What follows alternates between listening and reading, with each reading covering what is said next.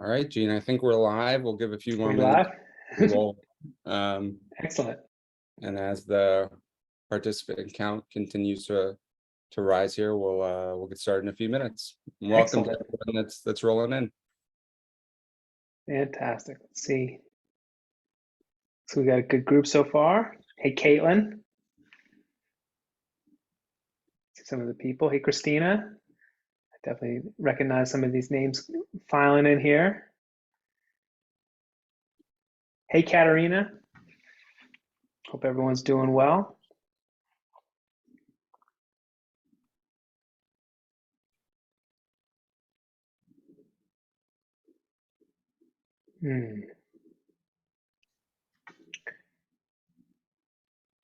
Hey, Joel and Corey, I shared the Zoom link with my team for them to join, but they're trying to log in and it's saying that it's me, maybe because the Zoom link is like specific to me. Do you have like a regular Zoom link that I can send to my colleagues? I believe the answer is yes. Corey would have the specifics there. I think you have the panelist link, so it Right. probably Yes.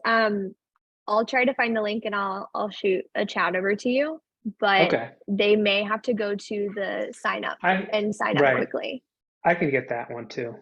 Okay, sweet. Thank you. Gene, I also just tried to pull an invite link down from Zoom that might work, or that might be me just doing the same thing you did and sending you another panelist link. So we'll see. Oh, good. I got it taken care of. Thank you.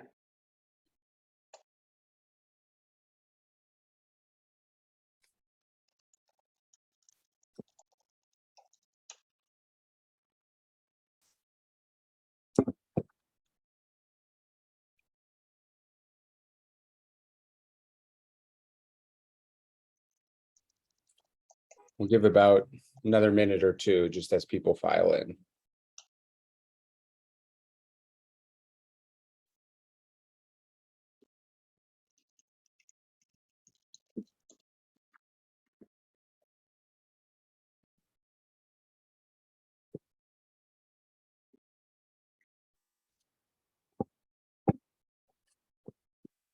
Hey, Sherry.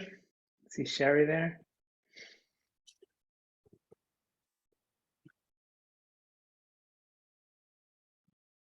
Excellent. All right, I think we can kick things off. Gene, are you good with the links? Are you good to? Yeah, we're all good. Awesome. All right, well, people I think will continue to come in, but I just wanted to take a minute and say thank you for everyone who's registered as both as well as attending and joining today's webinar. My name is Joel Pollick. I'm the founder and CEO of Percent Pledge. Gene has been calling out many of the attendees by name, so I think many of you know him. But Gene, founder and of Charity Miles, and we're really excited for today's topic, as you know, several companies are in uncharted territories, don't know, what to do, how to start when it comes to launching kind of for good programs, corporate social responsibility, social impact, and engaging their employees, helping them to do good. And we hope that this webinar clears up some of those questions, helps provide you some really actionable insights to drive super high participation and engagement in these really impactful programs, pun intended. And please ask any questions in the chat or Q&A section of the Zoom. We're going to have a Q&A at the end. We'll also have maybe one or two polls throughout, but you don't need to wait to the end to post questions. Please, as anything comes up throughout when we're having the conversation, feel free to drop your questions in there. And then at the end of this webinar as well, be on the lookout. We're going to send out a survey just so you can provide us feedback, help us continue to get better at these. And we'll also be following up to share after each webinar we put together a 1 or 2 pager of essentially an action report. So what are the most actionable 5-10 key takeaways from today's session that you can use and implement at your organization starting tomorrow? So now let's dive in. And I myself, as I mentioned, Joel Pollick, founder and CEO of Percent Pledge, and our mission and work is really to make workplace philanthropy easy. And Percent Pledge powers social impact programs for companies of all sizes, helping them to authentically improve employee engagement, which is a big topic we're going to discuss today, employee retention, employer brand, and also to impact the causes and communities they care about most. And we sort of serve as a single source, everything from matching donations and virtual volunteering to charity vetting and impact reporting. Want to make it so that businesses of any size can do good and help their employees do good as well. And I'm going to pass it off. Gene, could you maybe give a background and intro for yourself as well? Yep, thanks, Joel, and thanks to everybody for joining today. Before I just introduce myself, just want to thank everybody for joining today. The fact that you're here and taking time out of your day to attend this webinar on this topic, I think says a lot about you, that you are the types of people that do want to make an impact and that you really care. And I think that deserves to be celebrated. So thank you all very much. Like I said, I'm Gene. I'm the founder of Charity Miles. Many of our partners are joining this call now, which is great to see some of the names filing in here so they know about Charity Miles. For those of you who don't know about Charity Miles, we make an app that allows people to earn money for charity whenever they walk, run, or bike, or do other activities. We're 10 years old. We're one of the top health and fitness apps. We're the #1 charity app. And we work with hundreds of companies all over the world to help them activate their employees to make an impact for charities that they care about. And happy to share more about Charity Miles for anybody that wants to know, but I won't take up any more time about that. We're here to talk about helping you drive more engagement for your CSR and volunteer activities. So thank you again all for joining and for caring about this topic. Yeah, thanks, Gene. And you put it best, but I'll again echo the gratitude for everyone taking some time to join today and to dive into the conversation and topic. And by the way, as well, if you hear any of the sounds of New York in the background here, apologies in advance. The conversation we're going to have today is, as Gene mentioned, around how to engage the unengaged, how to drive higher participation engagement in any impact programs that your organization is trying to manage, facilitate. And there's a lot going on in today's world. There's kind of a dooming, looming potential economic uncertainty, a bizarre mix of very, very low unemployment rate and very, very high job vacancy rate, and attracting, retaining, and engaging employees has never been more important than it is today. And employee engagement strategies that boost employee morale, happiness, connection, purpose are critical. And corporate social responsibility, social impact, however you want to talk about it, it is the leading strategy when it comes to employee engagement that boosts morale, happiness, belonging in a positive way. And that's why we're hosting today's session to discuss this critical employee engagement strategy, and in particular, provide you ways to be super successful with it. So we're going to ask a few kind of overarching questions today to help guide the conversation. And again, try and be as actionable as possible with you all, and share specific examples. And so to get going with question number one, Gene, I'll kind of keep you up for this one. How do you drive high engagement in social impact programs? All right, so this is like a big question. I'll try to be very simple with it. This is a question about behavior design, and the short answer, which we'll dive into deeply, is one, you want to align with people's intrinsic motivations. You want to make the behavior as easy as possible to do, and you want to communicate about it frequently, to send a lot of prompts prompting the behavior that you want to do. And what this is coming from kind of the main theory of behavior design, which is by a man named B.J. Fogg, who is the head of the Behavior Design Lab at Stanford University. And I've had the opportunity to meet him, and he's advised me through the years, and I've studied his stuff a lot, and actually just took a really interesting course with him directly. So I've been thinking a lot about this lately. I just want to share with everybody here this very simple model that we can use to understand behavior and how we design behavior, so that as all of us are trying to design behavior, in this case, a CSR program or a volunteer program that you want people to engage with, how do we design those programs so that you get the behavior that you want? And so if it's all right, Joel, I'd like to just share my screen with everybody. Is that all right? Absolutely, yeah. Cool. I was excited for this. We've got a bit of a Prof. Gene session here that we'll take everyone through. All right, hold on one second. And so for what I'm about to show you, I just need to just give all credit to BJ Fogg, because I'm basically just plagiarizing him right now. So the Fogg model says that a behavior, B, happens when motivation, M, ability, A, and prompts come together in the same moment. You kind of need all three ingredients to happen at the same time to spark this behavior. So we can visualize all of this in this graph that he makes, where motivation is on the y-axis, and motivation exists in a range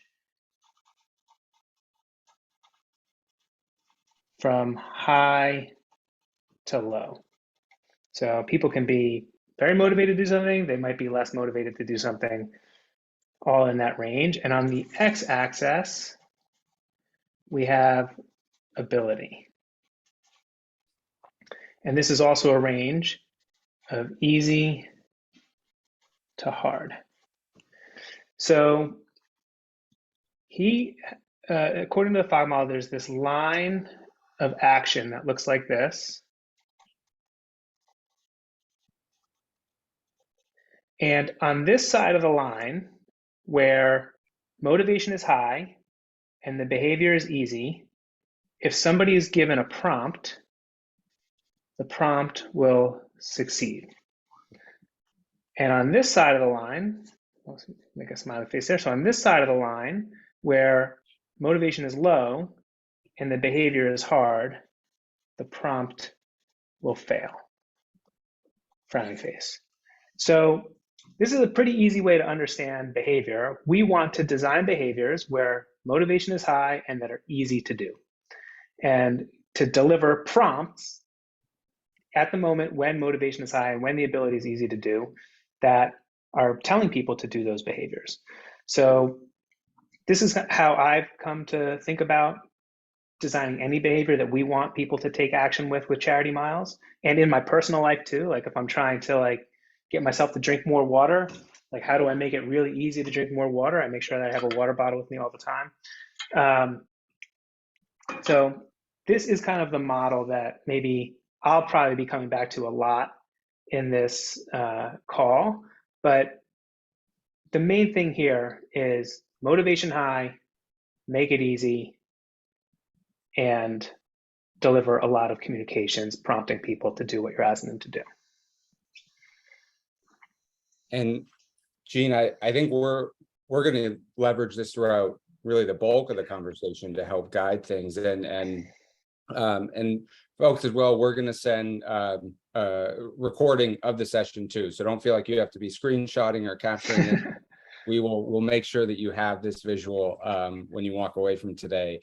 And one thing I wanted to quickly highlight and confirm with you, Gene, is because sometimes it's okay, if we know motivation is high, there's a lot of employee enthusiasm, and we make something easy to do, those create the environment right for success. But if there isn't that prompt, that trigger, that ongoing communication, then just those two alone aren't going to create the sort of success that people want to see. Am I understanding that right? Yeah, you need all three ingredients. It was kind of like a fire, right? You need oxygen, you need the combustible material, the wood, and you need the spark. And they all need to come together at the same time. So And it also is important because all these things kind of happen at the same time. So for example, my motivation to, do something to help a charity or to do something good might be very high generally. But, if I'm very busy at that time, or if you send me a prompt at a time when I can't act on it, then it's not going to work. So all the prompt needs to come at times when people have the motivation and the ability to act on the prompt. Yep, Which is absolutely. one of the reasons why it's important to send many of them, because you might send, not everybody's going to be at the same time having those um, those conditions at the same time. Yep, and that's an important point too, just because even there was a recent Fidelity study on workplace giving programs in particular. It found only 30% or so of companies provide 3 different forms of communication to employees across 3 different channels, or the amount of times they're reminding employees. And it is difficult, right? There's a lot, especially with benefits and perks and programs in the workplace. There's everyone has a busy email inbox. Most people do, maybe engineers less so, but there's a lot going on. And so how can you make sure that you are providing those ongoing regular prompts to make sure that one person might be reading it and their motivation is low at that moment, whereas their colleague in the cubicle next to them has very high motivation at that moment, and they're the ones that adopts and participates at that point, and will get the other employee down the road. So I want to continue and move the conversation into a bit of a deeper dive on the 3 different components here, on the motivation, the ability, the prompts and triggers. And before diving into motivation, I think we've got our first poll of the webinar here. And Corey, if you're able to, oh, it just popped up on my screen. Hopefully it popped up on other people's as well. But the question we're asking here is to help get a bit of a baseline. So with respect to engaging employees in social impact, what does that look like at your organization today? Do you have ongoing social impact programming, something that's sustainable, annual? And we put an example there. Is it more campaign-based, ad hoc, a few things throughout the year? Or are you an organization that doesn't have anything right now, but you're interested in changing that? So we're going to leave the poll open for about a minute or so, and then we'll continue the conversation and dive into motivation.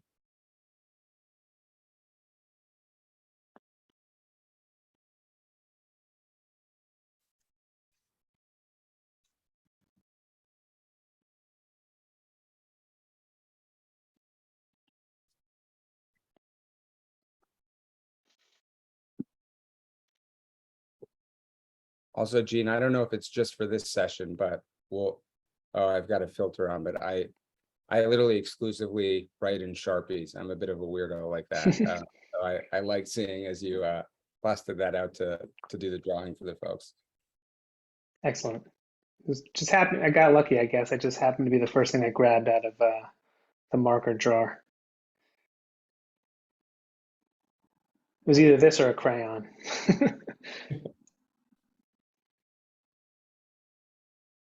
And we'll just give a few more seconds for people to fill out the poll.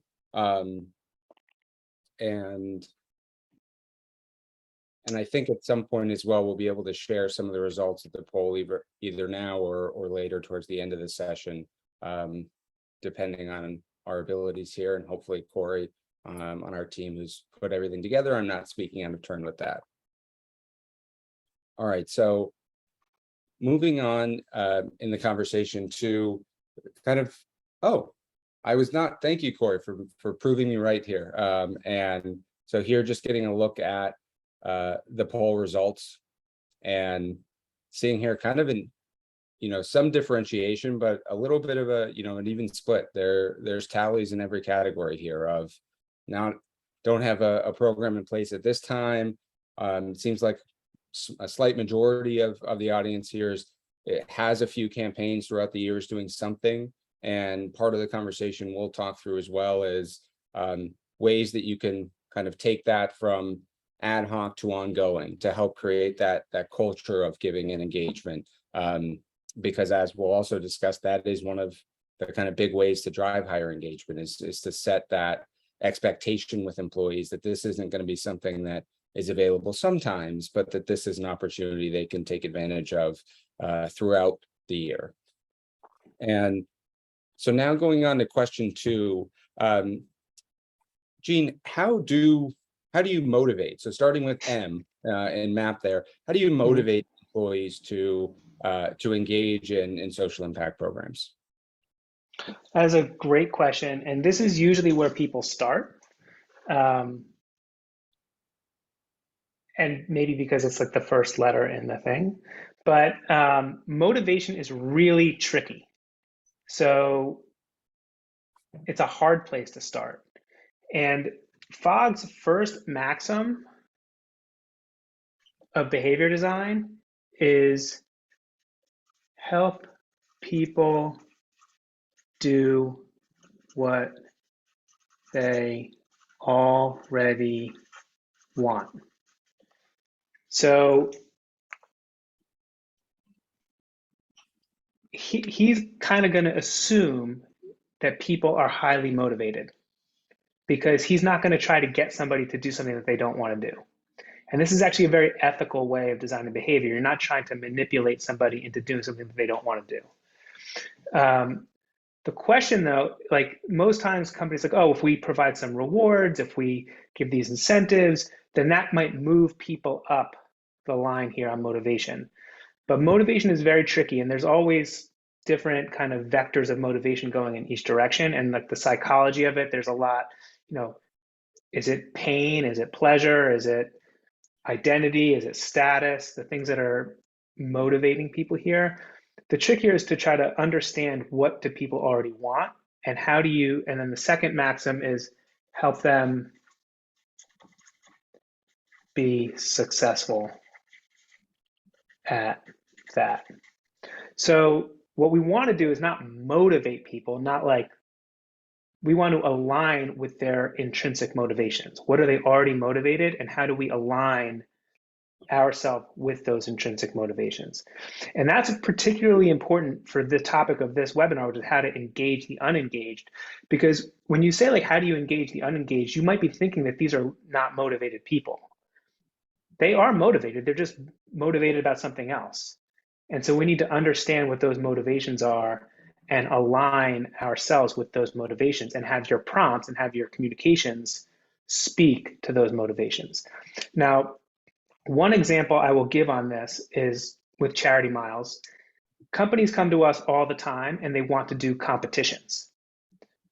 And like, oh, we want to compete, we want to have a little friendly competition. It's like the thing that people think of all the time. And probably because it works for some people, and we do a lot of competitions. But competitions really speak to the people who are competitive, like in like a step challenge type of thing or walking, running. The people who are already running anyway, those are the people that are motivated by a competition because they can win. So, but the people who are not engaged in that, the people who aren't getting up to participate, are never going to be motivated by a competition that they can't win. That idea of, you're not aligning with their intrinsic motivations. So we need to understand what is it that is intrinsically motivating to the people that we are trying to take action here. We need to align with their motivations. So that is like the key takeaway. And percent pledge, you guys do this where you allow people to donate to any charity that they care about. So it's like, okay, we're not telling you what charity you should care about. It's like, what charity do you care about? We want to help you contribute to the charity that you care about. We have that as well. That's one way of doing it, but there's many other ways of doing it. Thinking of, understanding like, what is it that motivates these people? Is it status? Is it identity? Is it culture? Is it belonging? Is it security? There's lots of things that are intrinsically motivating to people that we can align our programs with. Yeah, that's a great point. And it's interesting with something you mentioned in there at the beginning that I can share an example from Percent Pledge to help highlight is around things like matching donations or giving incentives, as sort of people think in a lot of traditional workplace giving programs, is number one there, help people do what they already want or they're already doing. Is oftentimes when we talk to companies, they'll share that they have some sort of matching donation program in place, kind of like a DIY program where employees are submitting forms and then accounting is processing those donations together with HR, the people team, and they're saying, well, we don't see very high participation, and we had a bunch of employees asking for this, but we're not seeing that match up with participation. And one of the things that we do when we start with clients is we have their employees take our passion assessment, this quick assessment, and we then put together a passion report for the full company, where we've oftentimes seen this data of, on the one hand, they're seeing low participation in their current kind of DIY matching program. On the other hand, they're seeing 75% of their employees are currently donating, serving on nonprofit boards, volunteering outside of work. And so there's this interesting mismatch of, all right, well, so giving back is something that we're correct about the enthusiasm. We're correct that they're already doing it. How do we help them be successful at it? And how do we then match up, which maybe leads into the ability. But if we do understand that people are already doing something, and something like matching their donations and boosting their impact is an attractive piece to drive higher motivation, how do we help them be successful at it? How do we help them leverage that? And so going into, and then the other point I'll make quickly that you mentioned, which is a really, really critical one we see here on the motivation side, is that notion of employee choice. And we think about it in two different ways. Firstly, it's choice in how they make an impact. You can do donating or volunteering. There's other forms as well. Those are two of the most common.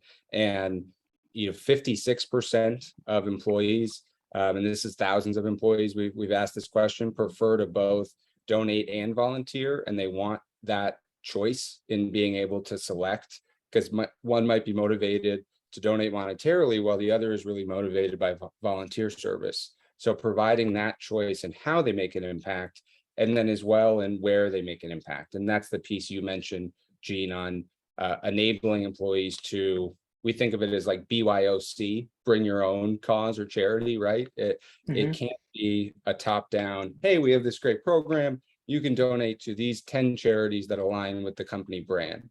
It's amazing that you've identified those charities, and you can certainly feature them in the program, but it is going to suppress motivation and participation if employees aren't able to bring the organization with them to the office that they, resonates most with them as individuals, because there is that deep personal connection for so many people in the causes, charities they support. I'll just, to provide a little bit of another angle on that, totally, I agree with what you're saying. Aligning with the employee's choice is a really powerful way of doing it. We also, however, most of the companies that we work, because we have the ability where the company can sponsor employees for the charity of their choice. Yep. However, most companies do it where the company selects a specific charity that the company wants to rally everybody around. And there's a lot of reasons to do that as well. And again, the key there, that's not going to kill the program. You can still get a lot of participation in that. The key there still is to align with the intrinsic motivations of the employees. Most employees, most people do have an intrinsic motivation to want to help other people, to want to feel as if they're giving back, to want to feel as if they belong to a group that is a good group, to want to feel like they belong to a great company, to want to, to build a culture at their company. Those are other, if you're not giving the choice, if you are going to rally around a specific charity, it's still about aligning with those other very, very, very strong intrinsic motivations of, identity, culture, status, and so on. Want the desire to help other people. That's a great point, and a good one as well to kind of highlight that none of the things I think we'll talk about, and let me know if you agree, are magic bullets here, right? It's different components to building kind of a puzzle of success, if you will. How do we put all these different Mhm. pieces together, see which one mixes and matches for your specific program, and getting into the ability piece next. Mhm. The capital A there, and I was gonna call it BMAP. I don't know if anyone called it that, or apologies to BJ Fogg if I'm butchering how he speaks to it. But how do you give employees the ability to engage in workplace philanthropy? That's a great question. And maybe the segue here that I want to make is that this is, even though motivation is where most people tend to think to start, we would recommend starting on the ability side. This is usually the area that you have the most opportunity for gains in your behavior design. And the reason for that, as you can see in this chart, there's a certain point where, like, if a behavior is really hard, it doesn't matter how motivated I am to do it. If I can't do it, I won't be, then the motivation doesn't matter. And one example that I like here is, it's so funny because I always use this example and then I just read it in another book. Somebody else used it. But the example is, I might be really motivated to slam dunk a basketball, but I can't slam dunk a basketball. So it does not matter how motivated I am to do that. You could send me as many prompts to slam dunk a basketball. I'm never going to be able to do it unless you make it easier for me by lowering the hoop to like 5 feet. So you need to make it like really easy. So here's where behavior design can really be powerful, is because if you can make, especially for these people who are, engaging the unengaged, assuming that we, have some motivation around here, we really want to make the behavior easy to do. And so there's several factors of ability. One is time. Does it take a lot of time to do? The more time something takes, the less likely people are to do it. Also, time, like when is that thing that you're asking them to do happen? If it's happening when my kid has a soccer game, or when I'm in the middle of work, or when I just got 20 emails, and I might not be able to act on that prompt depending on the time. Another is money or resources. So if you're asking me to contribute money and I don't have money, that could be a barrier to action. Obviously, people donate to charity all the time, but particularly if you're asking me to give money to a cause that might not be the charity that I particularly care about most, that could be a barrier to action, because you're asking me to take money away that I would maybe prefer to give to the Michael J. Fox Foundation and give it to another charity. That could be a barrier. Another is physical effort. Sorry, my handwriting is awful. I'm really trying hard to make it readable. Physical effort, if something takes a lot of physical effort. So, I love to run marathons and things like that, but that's a lot of physical effort. Volunteering at a Habitat for Humanity build is a lot of effort. People might not be able to make that physical effort to do that. Even, physical effort doesn't have to be that. It could be, writing out a lot of things. It could be physical effort. Here, one thing I want to note is that perceived effort is as important as real effort. So if people think that it's a lot of effort, then that's just as much of a barrier as if it actually is a lot of effort. So an example here that I like to give is with charity miles. Companies, like the competitions, they always call them challenges. And we always recommend not to call them a challenge, because the word challenge means something hard, and it increases the perceived difficulty of what we're asking them to do, which is actually very easy, just walking around. So we want to emphasize how easy it is to do the thing that we're asking them to do, not how hard it is to do. Another is mental effort. So does something take, how many like mental hoops do you have to jump through? Is it hard to understand what to do? Are there a lot of instructions? Is it hard to, do I have to think hard about this? Emotional effort, by the way, could be, this is not something that BJ Fogg talks about, but I got an email yesterday from a very popular charity that I happen to support. And the subject line was, read this mom's emotional letter to her son. And it was like, it was coming from a cancer charity that I support. I didn't open the email because I didn't have the emotional bandwidth to like read something that's going to like make me cry, right? So too often, sometimes we play up, again, the perceived mental or emotional effort that goes into something could actually reduce the chances of people doing the behavior that you want them to do. Next, this is actually a big one, is routine. So does something align with a routine or break from a routine? And an example I like to give here is, imagine that you're driving and you've got your GPS on, but you're driving on like a familiar route, and your GPS tells you to deviate from your familiar route.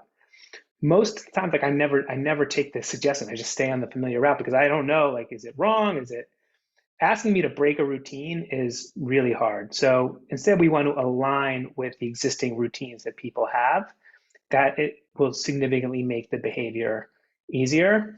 And then the last one is social acceptance or deviance. So there's probably not that many like CSR programs or volunteer programs that you have that would be socially deviant, but this is where culture comes into play. If your company has a culture that celebrates CSR and giving back, then when you do ask people to participate in a program, they will be much more likely to do it because you've built that environment where this is what's expected. And an example that I give here is, I used to work for a really big law firm, one of the top law firms in the world, notorious for like billable hours. We would work like 18 to 20 hours a day all the time. It was like, that was like regular, and like a ruthless law firm. But it had a How many of your huge, colleagues on the call here today? not from my law Okay. firm, but All right, just check that out. Okay. yeah. But I mean, I actually loved working there. I loved being a lawyer. It was an incredible place to work. But it just, it was like one of these, like, it's kind of like what you would see in like a movie about big bad law firms. But it was they had a huge commitment to pro bono culture, to pro bono work. Every single person, no matter how busy they were, always had a significant pro bono project going on. And that's actually how I got into what I do with Charity Miles. Was I became the pro bono general counsel to Michael J. Fox, and then I was doing work for Habitat, and I would do work for other charities when partners were on the board of different charities. It had a huge commitment to pro bono culture, and that was the norm. So when you got a call from someone saying, "Hey, can you lend a hand?" you did, because that's the kind of people that we are. And so when you create that culture where this is not only socially accepted but socially expected, and would actually be socially deviant for you to not do the behavior, then you significantly increase the chances of people doing the thing that you're hoping that they'll do. And when we look at these things, most of the time people focus on time, money, physical effort, because it's obvious. Yeah. But really, when it comes to social impact, it takes time to go volunteer. It takes time to go to the food bank, to do the Habitat, to be a pro bono thing. There's no way around that. Like, it takes effort. It takes mental effort. And it should. I mean, that's part of what makes it worthwhile to do. So there's only so much that you can do to like minimize that stuff. I mean, we try to minimize some of that stuff with Charity Miles by making, you're just walking through your day. So it's like a pretty easy thing to do. But, a lot of social impact programs, CSR, volunteer, giving back, it does take time and effort. And so the lessons here is to like not emphasize that in the way that you talk about it, not like exaggerate that to make it seem harder than it really is, but also to think about these things down here. Like, how do you align it with people's existing routines? How do you minimize mental effort? How do you create the type of culture where this is the type of people that we are at the company? We are the type of people that volunteer, that give back, that make an impact. Yep. No, that's a great point. And that time and money and resources as well somewhat underscores some of the notion of choice we talked about earlier, providing both the option to donate as well as volunteer, because maybe someone has time but no money, or money but no time. And so you're unlocking some ability for different groups.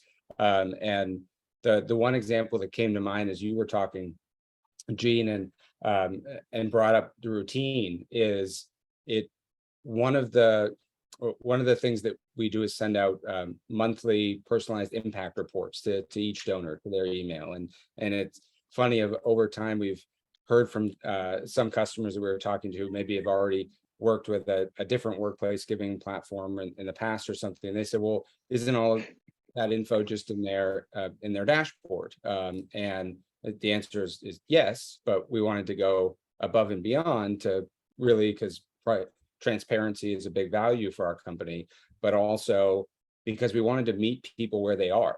If you're forcing someone to go sign into the platform and dashboard, even if that's easy, that's an additional step versus employees tend to kind of live out of their email, right? So can we bring the engagement and info about the program and info about the impact that they're making into their routine, which has proved to be really, really fundamentally impactful for high adoption and participation. I want to jump ahead. We've got about 4 or 5 minutes before diving into Q&A. And so the last piece, the prompt, and we've also talked about it as communication or trigger. On that piece, what is the prompt for employees to engage in workplace philanthropy, or what guidance would you provide to all of the leaders on the call with us today about how to be successful with those prompts? So again, you want to communicate often. One of the reasons for that is, like we said before, is that you never know when somebody's going to be getting that prompt, if they're going to be getting that prompt at a time when they can actually act on it. But the key to doing that, you can't nag people. So how do you, again, this goes back to culture. How is this woven into your culture where the prompts are just showing up in different places, like so that it's not just an email, but there's a sign in the lunchroom and there's chatter going on in the sorry, my wife's letting the cat in here. There's chatter. Oh, sorry, got to give my wife the key to the car. So, there's chatter going on in your Microsoft Teams or your Slack so that people are prompting each other. And then when you have emails going out to people, when you have actually centralized communications going out, they're telling a story that reinforce that culture, where it's not like, hey, click here to do this, do this, do this, do this. It's, hey, we want to celebrate everybody who, this month we had, we walked 10,000 miles and we planted 1,000 trees with the Nature Conservancy. And we really want to celebrate everyone who's participated. Great job to Joel. Love the pictures that you posted walking your dog, and you're lifting those people up. That celebration, in a way, it's building the social proof, it's building the culture. And, at the end, it's like, by the way, if you haven't joined yet, click here to join. So you give people that little prompt at the end to, if they haven't already join whatever it is that you're asking them to join what you're looking to do. So you build this kind of a communication strategy of celebrating the people who are participating with a little prompt at the end to encourage those who haven't yet joined to take action. Yep, that's a great point. And we think about it sort of as similar to, as you mentioned, that notion of gratitude is how can we have a lot of those conversations kind of lead with gratitude and be an act of gratitude, as opposed to just a continual, the same call to action, because that people are going to feel spanned and kind of get jaded if it's the same thing coming over and over again, as opposed to, celebrating and being grateful for the impact, the engagement they or their colleagues have done. And the other piece that, well, I guess to kind of wrap up before we dive into Q&A here is relating back to the poll that we shared at the beginning. The final question, number 5 here: why should companies make a CSR, social impact program, more of a program versus a campaign? Or how do you think about that? And how do you, speak with your customers and community about that kind of decision or distinction between something campaign-based versus ongoing annual? Yeah, so we work with a lot of companies that do one-off campaigns. We're going to do this for a month, 3 months, and that, we're happy to help them with that. whenever possible, we try to encourage them to think more broadly about culture. And we're really grateful to all the companies that we work with that do think about it in terms of culture. And one of the, again, we've kind of talked about it, but when you think about it in terms of culture, you're making the behavior easier because you're building that social acceptance. But when you think about it in terms of culture, you're also minimizing this barrier because you have more time opportunity for people to participate. You have more opportunity to build it into people's routines, so you're minimizing that barrier. When it's part of the culture, you're minimizing the mental effort that goes into participating in it. So culture hits on a lot of these ability factors. It also hits on the motivation factor because one of the big internal intrinsic motivators that we all have is the desire to belong, to fit in. And so even if people, like you say, hey, we want to support this charity, we're going to all do this thing for this charity. It might not be my favorite charity. You haven't given me the choice of what to do, but I still want to fit in with everybody. I still want to be a part of the group. I work for this company. I identify with it. This is what people like me do. I'm going to do it. So culture really, and then finally, it just gives you so many more opportunities to send prompts that are effective, that aren't nagging people. So it really hits on all three of these things. And it lays the groundwork for when you do want to have a campaign. Like culture and campaign aren't mutually exclusive. You can do both. And so like a lot of the companies that we work with have like a steady state charity miles thing going on, and then they'll do a campaign every now and then, or they have a steady state charity miles thing, and then they also have volunteers and give backs and Giving Tuesday and other things. But the fact that they have that culture there makes those other campaigns that they do so much more successful, again, because of all the reasons that we've discussed here. Yeah, that last piece you mentioned is, I think, just a really critical one to underscore is that cultures, making it a culture and a campaign are not mutually exclusive. They are, it is an example of mutualism. It's not a parasitic relationship. And I think the other piece, that a couple of quick items on to build on what you said, just with some examples in our work, one of which is with virtual volunteering as kind of a programmatic example, where speaks to the ability piece, especially during COVID. We plan and manage and organize team volunteer events, service days for our customers, and we had to go exclusively remote during the pandemic.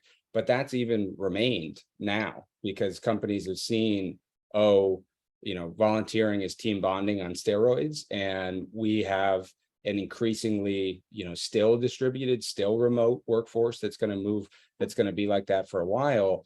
And if we can give folks the opportunity to volunteer virtually, even if it isn't, to your point, them volunteering with exactly the organization they wanted to, it allows them to form that connection, belonging, that team bonding with teammates, even when they're working remotely in, somewhat of an isolated, disconnected way. And the other piece that that came to mind as you were talking is just the notion of kind of expectation. And I'm not sure where exactly that would fit into that list under ability you had, but a quote came to mind from one of our customers was that it was the head of people at Spot here, one of the first companies we had worked with, that was when we were talking to her about the impact of our partnerships, he said, employees now expect giving to be an ongoing part of company culture where it wasn't in the past, and that it's so great to have that team-wide expectation built in now moving forward. And so I guess that would be into that routine piece, is that if you're able to make it ongoing, sustainable, you start to build that momentum and expectation with employees that really does drive higher participation and engagement. So let's now spend the last few minutes going into Q&A. And I think we've got some questions here. And I'll look both in the chat as well as in the Q&A section. So Gene, I'm going to send these over to you first. Let me know, feel free to bounce them back my way or take the first pass. Thoughts around conducting a post-event survey to capture feedback. We are absolutely going to be doing that. And as well, how to, so next one up here from an anonymous attendee, how to gain leadership buy-in to begin to sponsor more social impact work at your customer, at your company. So Gene, how do you think about how to get that executive buy-in? I'm going to think about that question while I answer the first question about the post-event survey, if you don't mind. So 100% love surveys, love getting feedback from people. And if anybody, by the way, has any feedback on this, I would really appreciate your feedback, because like I don't do this a lot. So I would really, any candid feedback that you have would be super, super appreciated so I can get better at this. That's how you get better, is by feedback. But I would also encourage a pre-event survey. And the reason for that is you find out what people want. So you find out what is intrinsically motivating to them. You find out how to speak to them in the language that is intrinsically motivating to them. And you can ask multiple choice questions where you kind of find some of those things out, and you can also get open-ended questions where people write to you, and in the things that they write to you, you'll hear the words that they use that speak to what their internal motivation is, that you can even then use those words back to them in your prompts, in your communications, to align yourself with their intrinsic motivation. Also, what's really cool about a pre-event or pre-mid, I mean, again, when you're thinking about things in terms of culture, there's no pre and post, but kind of earlier on survey is the foot in the door strategy. So this is one of my favorite theories or strategies for like persuasion, is get your foot in the door. Get people to take a small action before asking them to take a bigger action. Because when you get them to take the small action, they are telling themselves a story about the type of person that they are, so that when you then ask them to take a bigger action that is in line with that story, if they say no, they have cognitive dissonance, because it goes against the story that they tell themselves about who they are. And so if you can get a pre-event survey that says, hey, are you interested in opportunities to give back? And people say yes, then you can follow up with them and be like, great, well, I've got something for you. And if they say no to that, then like, well, what the heck was the yes for? Right? So you get your foot in the door. Like that's an easy, like again, the behavior there is just get them to say yes. It's an easy behavior first, and then you follow that up with something that's slightly a little bit more difficult, but you're just moving them up that mountain. So I'm a big believer in kind of pre-event surveys and questionnaires for those reasons. Yeah, and you spoke to, I think as well, frankly, you kind of described why we had built out and started doing that initial passion assessment with customers, is that so often it was, all right, we have a program, and if it's designed to engage our employees, we would ask, okay, well, what do your employees care about? How do they want to be engaged? And do you have that data? And the answer was no so often. And so gathering that data up front of understanding what causes and communities people care about, how they want to give back, how they're currently giving back, it just kind of forms this, spark notes, blueprint, cheat sheet, whatever you might want to call it, to help make the program more successful. And I know we've just got a couple more minutes here, so one other question rolled in. So Gene, maybe if I could go to you for a minute on that, how to gain executive buy-in, and then we'll spend 2 or 3 minutes on the final question. I don't know on the second question, to be honest, because mostly we're dealing with companies that are coming to us already interested in what we do. So they've already got some level of buy-in, or they're coming to us, we meet, and then they go and they get the buy-in. I'm usually not privy to those conversations about the buy-in. So I don't have a good answer to that, to be honest. I'll think about it though. And that's fine. And yeah. the one quick thing there too as well, and we'll go to the final question to keep things moving for time's sake, is Corey, if you're listening, which I'm sure you are, and to the person who asked this question, thank you for the question. And by the way, on the executive buy-in piece, we actually put together kind of a full kit and resource there, and can share it with the group, just around some data to provide C-suite, some different strategies we've seen be successful, and And a lot of it is at a high level around not just building that social impact business case, right? Or that social impact case or value prop, but as well pairing that with the business case, the business value prop. And that seems to be what works well in our experience with getting that executive buy-in. And I'll just mention on that, Joel, sorry. It struck me that I guess the answer there is to align with their intrinsic motivation. So the executive, right, like what is motivating to them? Is it, they might have a cause that they care about, whoever, the CEO, she might really care about animals. So like, how do we align with that and say, hey, we want to do something in support of the ASPCA? Or she might really care about employee retention. That might be her problem, is employee retention. Or she might really care about the stock, the quarterly stock report. Like, what is it that she cares about that you can align this program with and speak to that? And again, it all goes back to help people do what they want to do and help them be successful at that. So I guess going back to my man, BJ Fogg, that's kind of how I would approach that question. That's a great point. And do you, on the last one here, the majority, and I think this is a perfect one for you, the majority of our employees are motivated by friendly competition. And so how do you align with that competitive motivation without alienating the minority who you still want to engage? Yeah, this is a really interesting question. And I'm going to just take it at face value that the majority of your employees are motivated by friendly competition. Although I might ask it, competition about what? Like trivia, like a trivia game, they might be really competitive with each other. It might be a level playing field. But something like walking and running isn't really going to be a level playing field because every company has somebody that runs like 20 miles a day and nobody's going to beat Stephanie. So like, what's the competition? And then with charity, like other than like walking and running challenges, like how are people really competitive with charity? Like that doesn't really come into play in most charitable contexts. Like, oh, I'm more charitable than you are. That's kind of, I don't know. I don't see that so much, but I volunteered more than you did. Like I don't see that as much.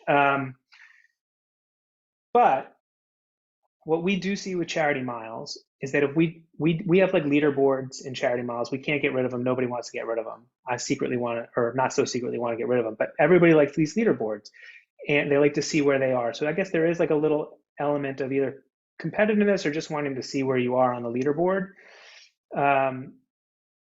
We just let the competitive people be competitive. Like you don't need to egg them on. Like there's going to be those people that really care about it, that are competitive. And so for those people who are competitive, they will be competitive. You don't need to egg them on. But what we recommend is making sure that what you emphasize in your communications, in your story, is the story of the charity. That this is something that anybody can participate in. You don't need to be a runner. You don't need to be a cyclist or a triathlete. You don't need to be super crazy Iron Woman like Stephanie. It's not about who wins. Every mile plants a tree, feeds a child, sends a girl to school. Anybody can do it. It's really easy. It's a no-brainer. Those are words that we use, again, emphasizing how easy it is. And even if you're just walking through your day, if you're walking to lunch or walking your dog, you could plant a tree. So emphasizing that and allowing the competitive people to be competitive, they will be competitive, and there's nothing you really need to do to egg them on. That's a great point. And the only thing I would add there that we've seen be successful is often catering some of the communication, the prompts, towards making the competition a conversation about participation versus output. So for donations, for instance, instead of, even though there might be a leaderboard of who donated and how much, focusing on kind of the leaderboard of who's participating. And that way for donations, for example, you're not making it a competition of wallet size and the C-suite is donating the most, but you're making it more of a friendly competition where we're just hoping that everyone makes giving a habit and does something, not us measuring and showcasing what that something is. Right. And we've got one last minute here, or actually at the 3 o'clock mark, and in case anyone or probably everyone has a next meeting to get to, just wanted to wrap up quickly to say thank you again and reiterate the thanks and gratitude Jean mentioned at the top for everyone who joined and helped. I learned quite a bit today. I hope you all on the call did as well. And we are going to be following up with a survey after today's webinar to get feedback, as well as sharing the recording and that after action report I mentioned. To learn more about Percent Pledge, feel free to contact me at joel@percentpledge.org or visit www.percentpledge.org. And similarly, to learn more about Charity Miles, visit charitymiles.org or reach out and email Jean@charitymiles.org. Jean, any Thanks, final Joel. sign off here?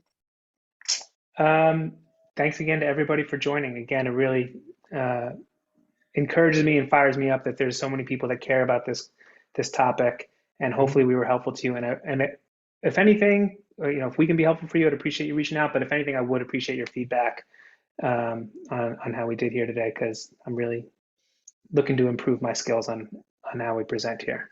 So thanks to everybody. Thank you to Joel. Thank you to Corey for setting this up. And every mile matters.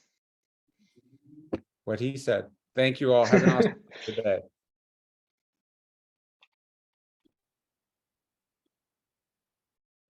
All right. Thank you, Joel.